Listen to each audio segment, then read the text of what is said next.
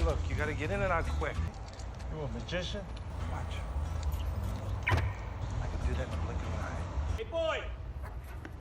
Who the hell are you?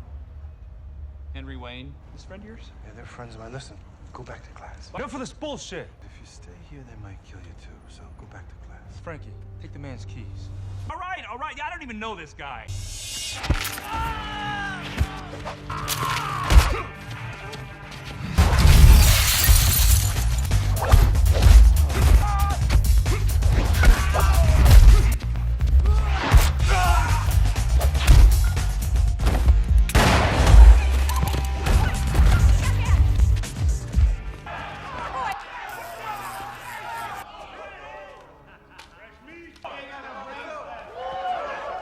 Hey, you boy.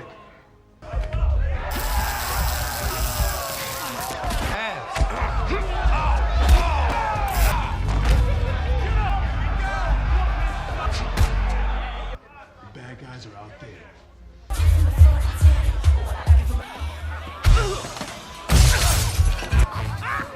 What's the matter, motherfucker?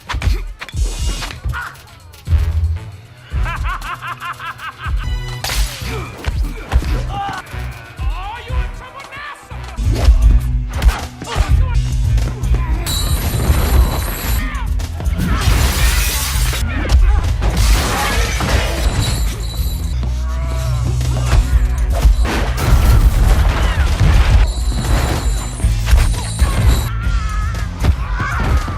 The film opens in the bustling city of Detroit, where a large political rally is underway for the Vice President of the United States. The atmosphere is charged with excitement and tension, underscored by the heavy presence of Secret Service agents ensuring tight security. Among the distinguished officials present is Chief Hinges, who unexpectedly observes Orrin Boyd, a tough, no-nonsense detective known for his unorthodox methods, arriving at the scene. As the Vice President addresses the crowd, Orrin's keen instincts alert him to something amiss. He notices a police officer behaving suspiciously near the VIP entrance, engaged in a secretive exchange. After the rally concludes, the Vice President is escorted back under heavy guard. Suddenly, chaos erupts as a helicopter descends, opening fire on the convoy. Amidst the turmoil, a group of local militia emerges, brandishing machine guns and unleashing a hail of bullets. In the ensuing pandemonium, the Vice President's Secret Service agents scramble to evacuate him but find themselves pinned down by relentless gunfire. Realizing the gravity of the assassination plot unfolding before him, Orrin springs into action. He charges forward, skillfully taking out several assailants with precise shots.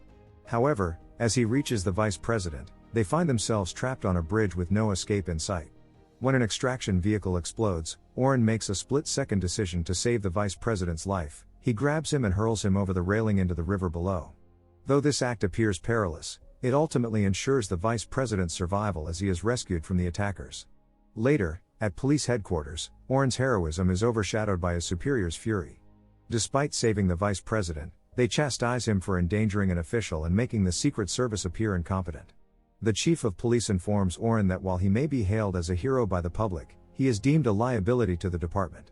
Instead of receiving a commendation, he faces punishment, a transfer to the notorious 15th Precinct, located in one of the city's most troubled areas. With no choice but to comply, Orrin packs his belongings and drives to his new station. Upon arrival at the 15th Precinct, he finds a disarrayed environment where officers are either lazy, incompetent, or corrupt. He meets Commander Mulcahy, a formidable woman who is well aware of Orrin's reputation for causing trouble. She warns him that any further misconduct will result in immediate termination and mandates that he attend anger management classes. At one such class, Orrin encounters Henry Wayne, a paranoid local television talk show host who talks incessantly and takes an immediate liking to him. While Orrin finds Henry's chatter grating, he tolerates it. Seeking an escape from the class, he steps outside only to confront a group of thugs attempting to rob his car. Fueled by anger, he swiftly dismantles them with impressive precision.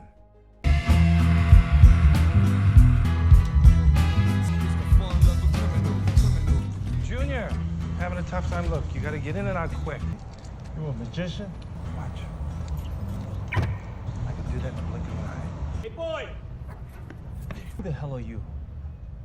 Henry Wayne, this friend of yours? Yeah, they're friends of mine. Listen, go back to class. Enough for this bullshit! If you stay here, they might kill you too, so go back to class. Frankie, take the man's keys. All right. Yeah, I don't even know this guy.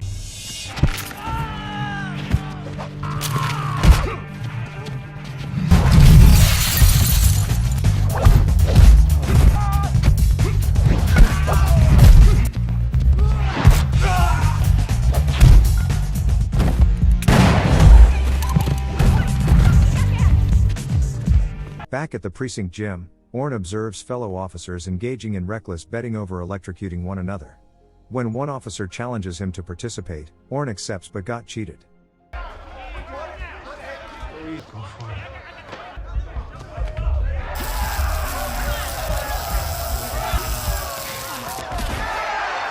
However, when another officer provokes him, Orrin's rage boils over.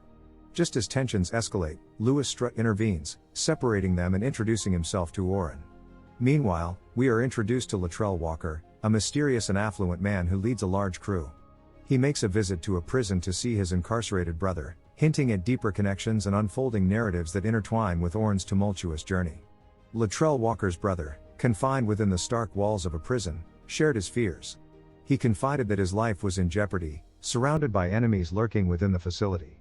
Latrell, determined to protect his brother, assured him that he was doing everything in his power to secure his freedom. Later that day, Latrell entered a luxurious car dealership accompanied by his associate, TK the salesman, quick to judge them by their appearance, refused to serve them. In a bold move to challenge the man's assumptions, Latrell pulled out cash and purchased a $300,000 Lamborghini on the spot, making a statement that left the salesman speechless. Meanwhile, Detective Orrin Boyd was patrolling the streets when he noticed something suspicious. He spotted TK lurking nearby and approached him for questioning. As he assessed the situation, Orrin observed a gathering of men that appeared to be engaged in a drug deal. Deciding to intervene, he arrested TK and cuffed him to his car before storming inside to apprehend the others. To his shock, he discovered that the men were not only petty criminals but also corrupt police officers were engaged, led by Montini, a notorious detective from the 15th precinct. A scuffle ensued, and Orrin showcased his martial arts skills.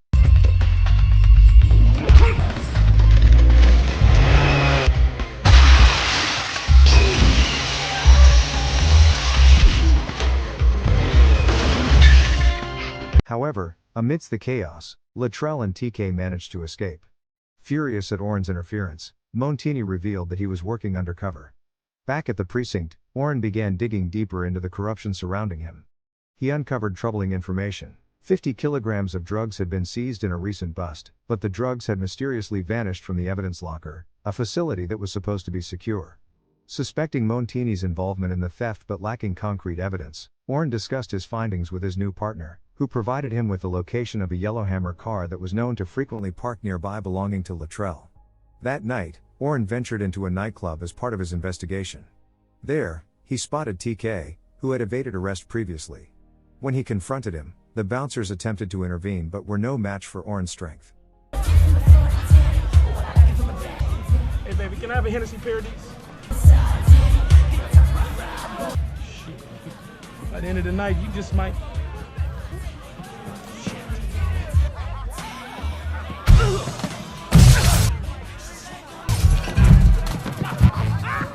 What's the matter? Motherfucker! Say hello to my sumo Negroes.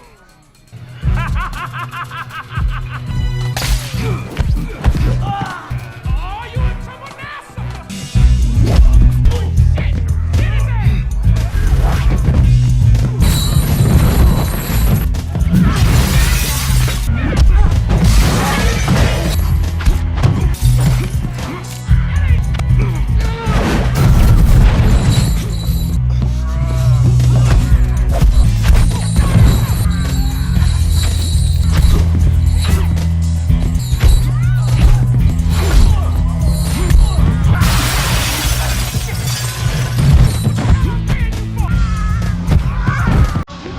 As Latrell tried to make a hasty exit through the back door, Detective Clark apprehended him, igniting a fierce struggle. You got a permit for this?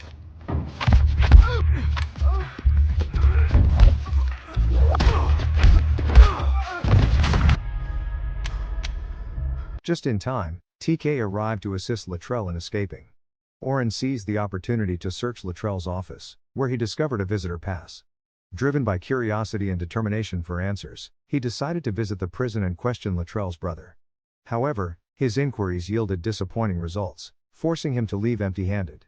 Meanwhile, Montini sat in his car when Luttrell approached him with a gun drawn, demanding to know why the police were constantly pursuing him. Montini feigned ignorance but mentioned a lucrative deal worth $5 million that they could discuss later.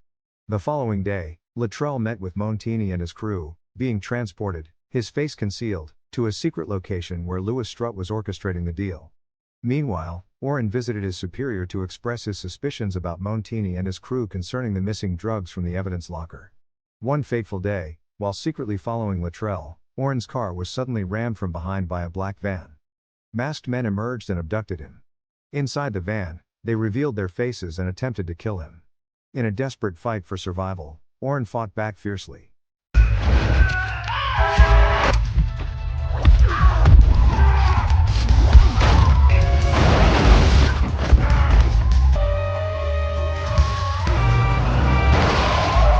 Though the van crashed during the struggle, he managed to escape alive. That evening, Oren confronted Luttrell once more. You want me dead, but you have the balls to do just.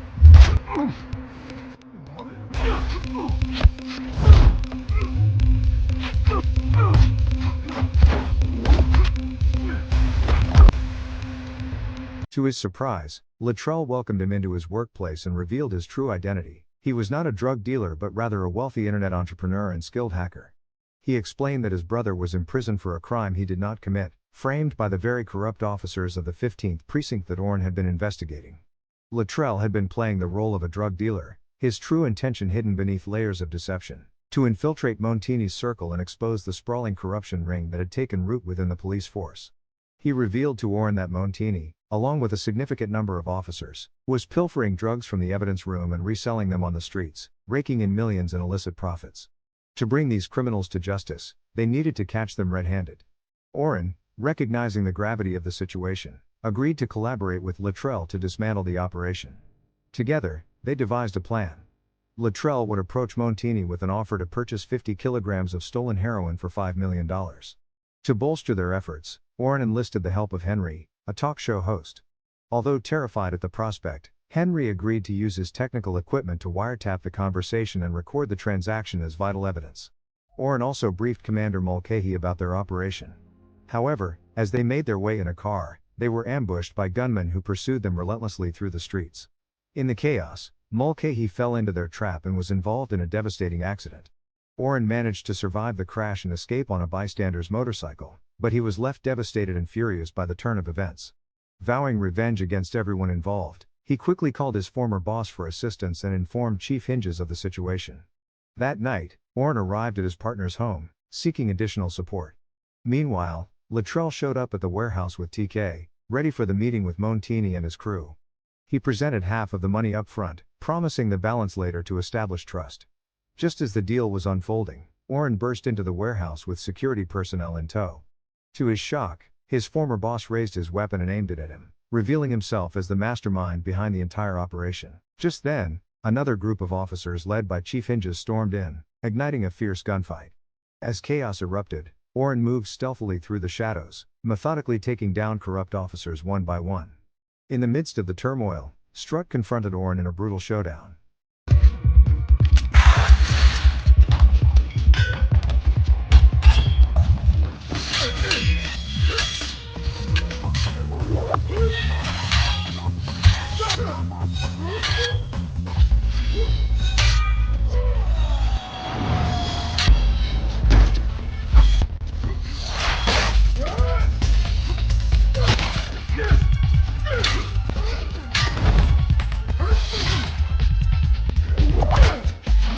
Seizing an opportunity, Strutt grabbed the money and made a break for the roof where a helicopter awaited his escape.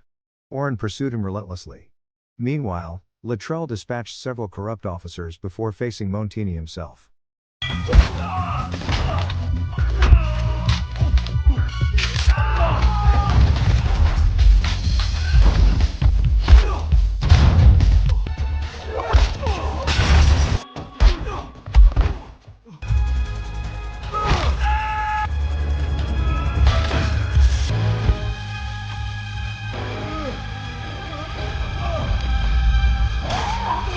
Just as the helicopter pilot started up the rotors to facilitate Strut's getaway, Oren made a daring move. He grabbed onto an air stair leading to a fuel pipe. With a calculated effort, he caused the helicopter to lose control. In a dramatic turn of fate, Strut fell to his death as the remaining corrupt officers were arrested amidst the chaos. Thank you for watching. If you're new here, don't forget to subscribe for more recaps. Until next time, have a wonderful day.